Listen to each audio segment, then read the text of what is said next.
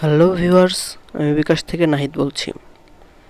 না, আমি আসলে নাহিদ বলছি না। আমি আজকে আপনাদের দেখাবো বিকাশ অ্যাপের লগ ইন করার জনিত যে সমস্যাটি আছে সেই সমস্যাটির সমাধান কিভাবে করতে হয়। তো চলুন দেখা যাক আমরা কি লগ ইন করার সময় কি সমস্যার সম্মুখীন হতে পারি। সো আমি যখন লগ ইন করতে যাচ্ছি, আমি আমার ফোন নাম্বারটা দিয়ে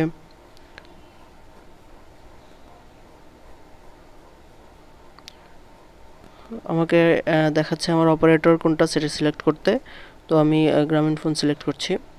এখন আমাকে একটা এরর মেসেজ দেখাচ্ছে অ্যান এরর অকওয়ার্ড, অথবা আপনাদের অন্য একটা এরর মেসেজ দেখাতে পারে যে আপনার সিম স্লট অনে রাখুন, তারপর আবার ট্রাই করুন।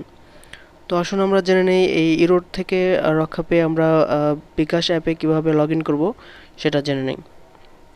আমাদের প্রথমে আমরা বিকাশ অ্যাপ ইনফরমেশনে যাব, গিয়ে হচ্ছে পারমিশনে যাব। পারমিশনে দেখব আমাদের একটা সেকশন আছে যেখানে হচ্ছে গেট ডিভাইস ইনফো। সো আমরা ডিভাইস ইনফোতে গিয়ে দেখব এখানে দেওয়া আছে রিটার্ন ব্যাংক মেসেজ, অর্থাৎ যখন ব্যাংক কোনো মেসেজ দিবে তখন হচ্ছে ডিভাইসের ইনফোটা পাঠাবে, তাছাড়া পাঠাবে না।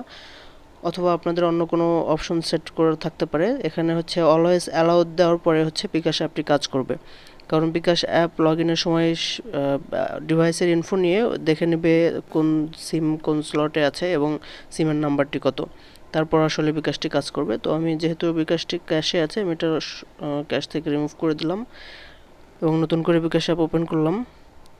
দেখুন আমার এখানে লগ ইনের অলরেডি বিকাশ পিনের অপশনে চলে এসেছে, অর্থাৎ আমার ডিভাইস ইনফোটা পেয়ে গেছে, কারণ আমি আগে আমার লগ ইন করা ছিল। সো ভিউয়ার্স, এই বিষয়ে যদি আরও কারো কোনো সমস্যা থাকে তাহলে অবশ্যই আমাকে জানাবেন কমেন্ট সেকশনে। আর ভিডিওটি লাইক দিয়ে নতুন ভিডিও তৈরি করার জন্য অনুপ্রেরণা দিবেন। ধন্যবাদ সবাইকে।